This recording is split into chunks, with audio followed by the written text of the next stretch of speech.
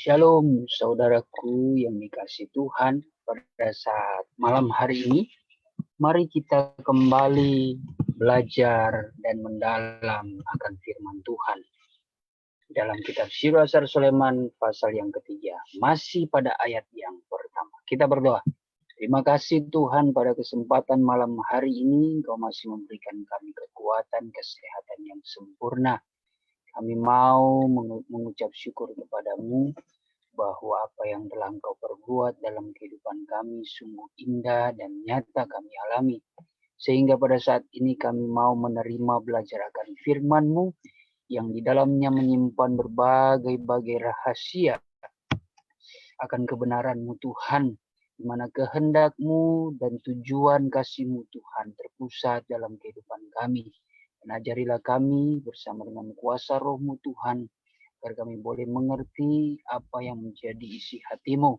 Dan dengan kebenaran firman yang kami pelajari, kami semakin Tuhan kuat di dalam iman, kami semakin setia dan lebih bersungguh-sungguh di dalam mengiring dan melayani Engkau. Dalam nama Tuhan Yesus Kristus kami sudah berdoa dan mengucap syukur. Haleluya. Amin. Baik, puji Tuhan, dan kemarin kita sudah sampai pembahasan mengenai membaca firman, mendengar akan firman, membaca buku-buku pelajaran ya, yang menjadi rahasia akan pengajaran khususnya di kalangan kabar pengantian Kristus ya. Kalau kita malas membaca firman Tuhan, maka seperti Amsal 19 ayat 15, bahwa orang yang malas akan mendapatkan malapetaka dengan kehidupan yang mengalami kemiskinan. Ya, puji Tuhan. Sehingga gereja pengantin menjadi malas makan firman-Ku yang benar, malas membaca pengungkapan rahasia-rahasia kebenaran firman-Ku, yang akibatnya lapar, tidur karena lemah lalu mati dan dikuburkan sehingga menjadi tulang-tulang kering. Perhatikan pelajaran Lazarus dalam Yohanes 11. Atau bagaikan mayat berjalan sama dengan jemaat Sardis di dalam Wahyu 3 ayat yang pertama sampai ayat yang ke-6 yang berbunyi demikian. Wahyu pasal yang ketiga ayat yang pertama mulai, bahwa demikian firman Tuhan kepada jemaat di Sardis. Dan tuliskanlah kepada malaikat jemaat di Sardis, inilah firman Dia yang memiliki ketujuh roh Allah dan ketujuh bintang itu. Aku tahu segala pekerjaanmu, engkau dikatakan hidup, padahal engkau mati. Bangunlah dan kuatkanlah apa yang masih tinggal, yang sudah hampir mati, sebab tidak satu pun dari pekerjaanmu didapati sempurna di hadapan Allahku. Nah, jadi jemaat Sardis itu menggambarkan peranan orang Kristen yang secara rohani mereka mengalami kematian. Tidak ada aktivitas, tidak ada semangat di dalamnya, tidak ada dorongan, tidak ada api ya, yang menyala di dalam kerohanian mereka untuk mencintai firman khususnya ya. Ya, kalau orang sudah tidak mencintai firman, maka perbuatan-perbuatan di dalam hidup mereka pastilah bertentangan dengan kebenaran. Sebab yang mereka kerjakan adalah melakukan kehendak akan keinginan dunia. Memperhatikan juga Yeskel 37 tentang tulang-tulang kering yang berserakan. Ini memiliki pengertian rohani ya, bahwa ini mengenai tubuh rohani yang mati.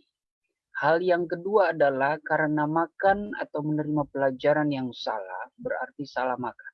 Ya. Bila orang salah makan mengakibatkan tubuh sakit, dan kalau menjadi sakit maka ia akan mudah tertidur. Ahli-ahli Taurat atau Farisi dan imam-imam sebagai utusan Tuhan yang memimpin bangsa Israel, yang merupakan umat pilihan Tuhan, aku telah memberikan firman-Ku kepada sebagai suluh dan pelita pada jalan mereka, seperti yang sudah diungkapkan di dalam Mazmur 119 ayat yang ke-105. Mengatakan begini.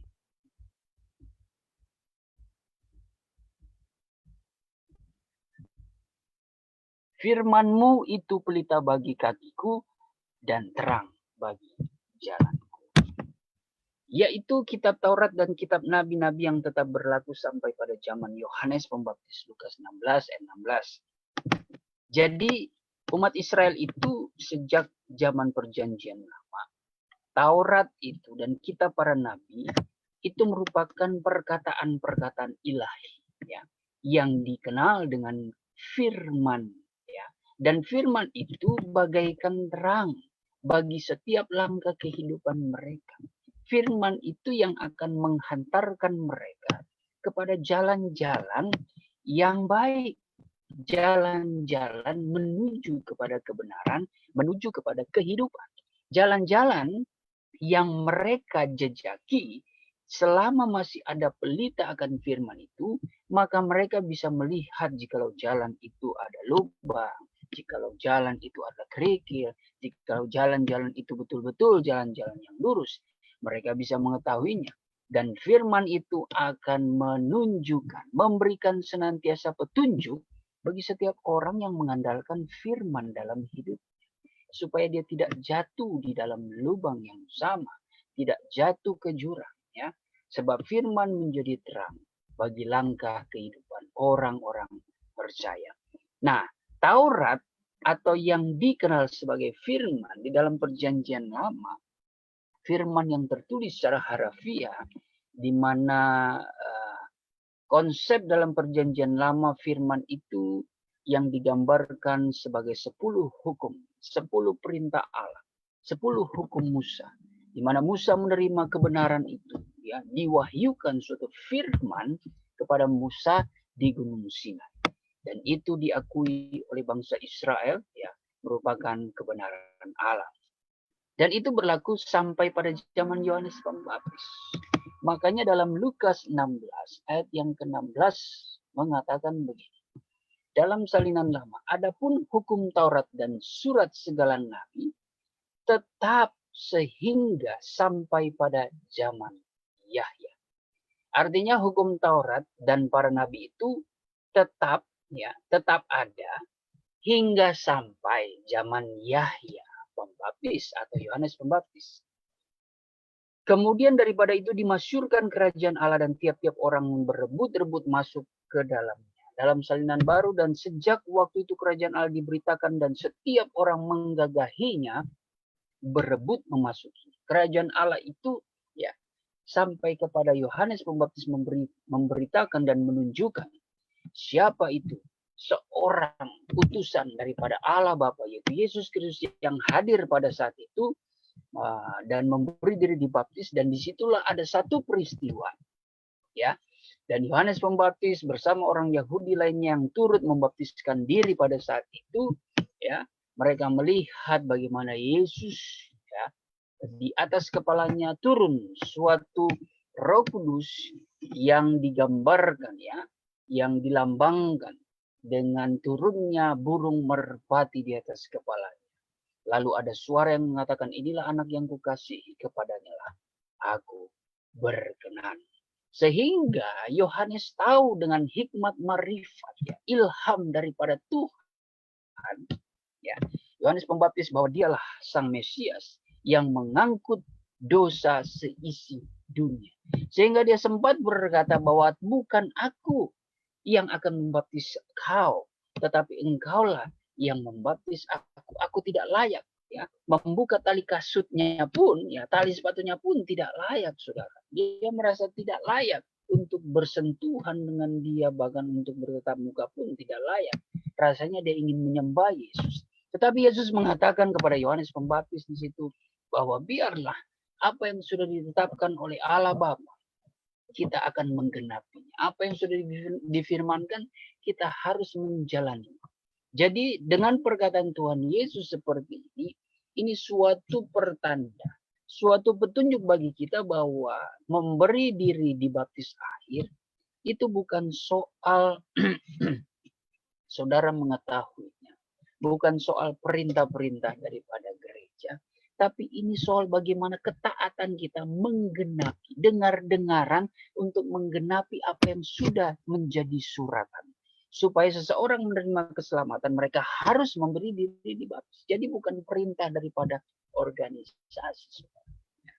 Tanda dari baptisan itu adalah orang-orang yang percaya yang mau bertobat. Ya, yang mau bertobat dan dibuktikan buah-buah pertobatan itu di mana mereka melakukan kebenaran. Salah satunya memberi diri dibaptis air. Ya. Jadi sejak saat itu maka Yesus dikenal sebagai Sang Mesias. Dialah yang menjadi Yesus Kristus, menjadi Tuhan dan Juru Selamat, yang bisa dikatakan dialah yang membuka jalan, ya, yang membuka kebenaran, yang membuka rahasia kehidupan manusia untuk masuk dalam kerajaan Allah. Itulah mengapa Yohanes Pembaptis sempat berpidato, sempat mengatakan untuk memanggil, untuk berseru kepada segenap umat yang ada di tanah Yehuda ya dan Yudea, saudara, bahwa kerajaan Allah sudah dekat. Artinya itu menggambarkan bahwa kedatangan Tuhan ya yang beriringan bersamaan dengan waktu yang bersamaan penghakiman sudah mulai, yaitu lewat kerajaan Allah itu akan hadir ya, di tengah-tengah kita. Dan kerajaan Allah itu juga sebenarnya menunjuk kepada Yesus Kristus yang adalah firman.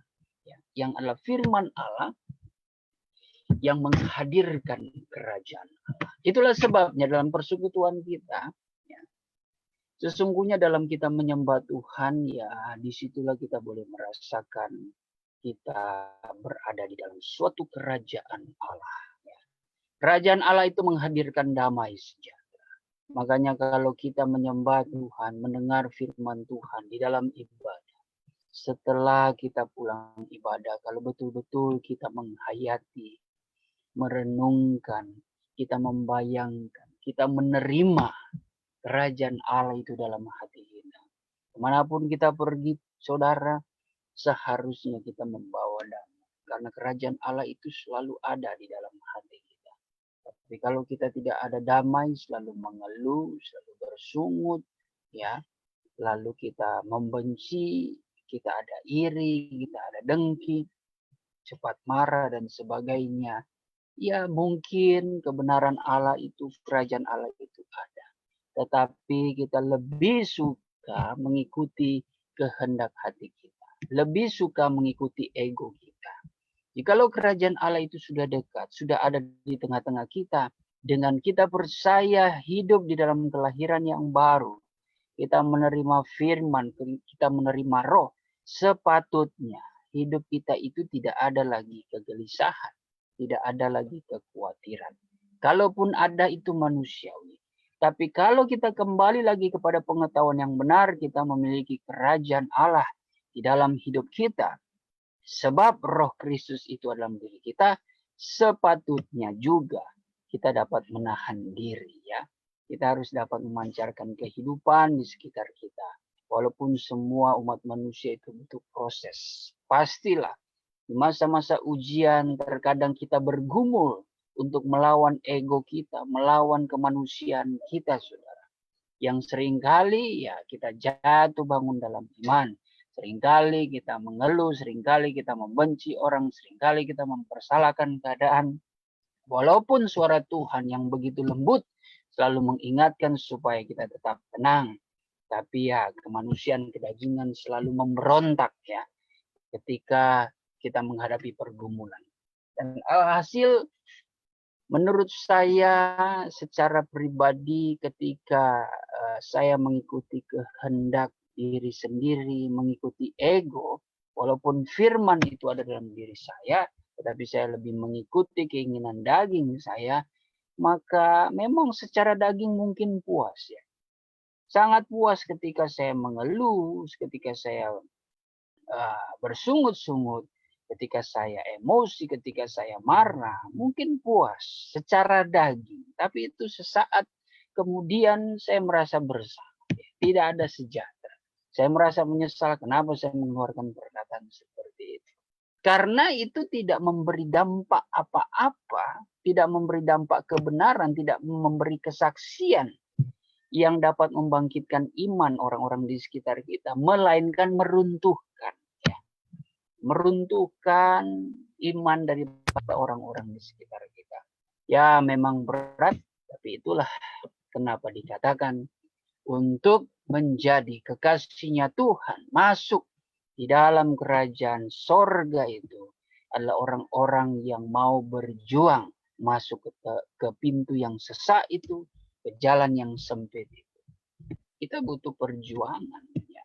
Kita butuh, ya, keberanian, kita butuh kesetiaan untuk menghadapi tantangan. Tapi kalau kita tidak berani menghadapi tantangan seperti itu, maka tidak ada perubahan, tidak ada perkembangan, tidak ada kemajuan dalam diri kita. Sedangkan hidup realita ini penuh dengan tantangan, tetapi tantangan itu yang akan membawa kita mengalami pertumbuhan, pendewasaan, ya, mengalami hikmat.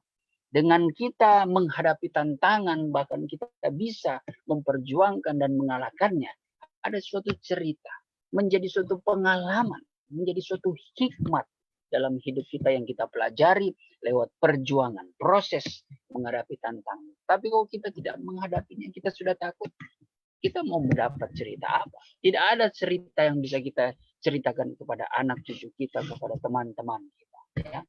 Percuma kita seolah-olah mengajarkan orang bagaimana bertahan kepada proses, kita sendiri jatuh dalam proses, kita sendiri takut menghadapi proses, kita sendiri penuh dengan keraguan, tapi kita mau sok-sokan bijaksana. Ya. Orang yang bijaksana adalah orang yang sudah melewati berbagai banyak proses, tantangan yang dihadapi, dan dia menang. Nah, puji Tuhan. Jadi itulah gambaran gereja yang masih menyala, bukan yang tertidur. Maka seperti dikatakan, umat Israel dalam ukuran firman Tuhan yang disebut sebagai pengantin Tuhan, ya, Yeremia 2 ayat yang kedua, Yesaya 54 ayat yang kelima, Yesaya 62 ayat yang kelima. Jadi umat Israel disebut pengantin atau kekasih, ya. Umat Israel adalah bayangan gereja pengantin yang aku pilih dari berbagai suku, bangsa, bahasa, dan kaum yang menjadi bangsa yang kudus, sehingga menjadi kekasihku dan pengantinku. Karena perjanjian lama adalah merupakan bayang-bayang segala perkara yang akan datang. Perhatikan Kolose 2 ayat 16 sampai 17, ya. Bayangan yang akan datang, bayangan segala perkara yang akan datang, yaitu wujudnya adalah Kristus Yesus. Dan hubungkan dengan 1 Korintus 10 ayat 1 sampai 11 dan Ibrani 10 ayat yang pertama. Tetapi kenapa aku tegur mereka itu tatkala aku melayani pekerjaan Bapakku di bumi selama 3,5 tahun, ya. Jadi kenapa Tuhan Yesus menegur para ahli Taurat ini yang dipercayakan kepada mereka supaya mereka bisa menjalani firman Tuhan, bukan menjadi orang yang munafik, saudara. Tetapi bagaimana orang-orang Yahudi ini dapat hidupnya itu terpanggil untuk melakukan hukum-hukum Tuhan dengan sebaik-baiknya, ya, tanpa merugikan orang lain. Tetapi bagaimana mereka boleh menjadi berkat, menjadi umat pilihan Tuhan yang penuh dengan kebenaran. Karena mereka itu ahli Taurat, orang Farisi dan imam-imam khususnya, telah menyelewengkan firmanku dengan menambah kitab Taurat dan kitab nabi-nabi dengan kitab Talmud, sehingga aku telah memplak mereka dengan keras. Ya, Matius 15 ayat 8 sampai 14, di situ mengatakan bahwa sesungguhnya percuma mereka beribadah kepadaku sebab ajaran yang mereka ajarkan adalah perintah-perintah manusia, ya.